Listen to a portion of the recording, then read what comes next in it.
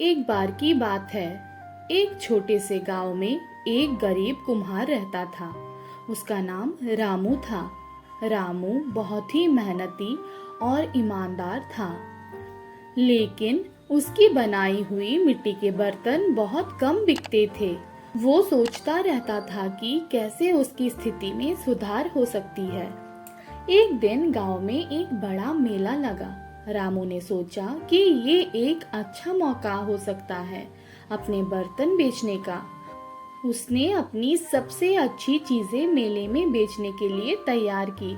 उसने मिट्टी के सुंदर दीपक भी बनाए और उन्हें बहुत ही ध्यानपूर्वक सजाया।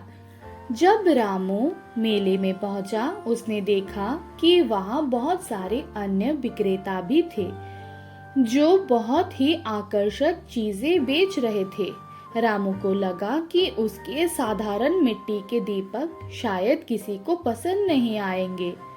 वो निराश हो गया और सोचने लगा कि घर वापस चला जाए। लेकिन तभी एक बुजुर्ग आदमी उसके पास आए और उसके दीपकों की प्रशंसा करने लगे।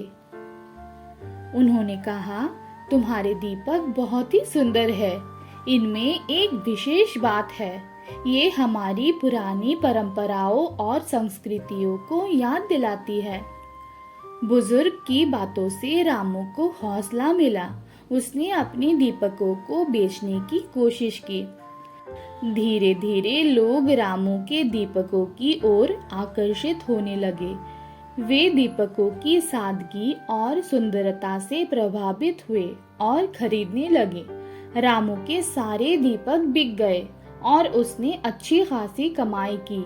उसने महसूस किया कि उसकी मेहनत और उसकी काम की सादगी ही उसकी असली ताकत है।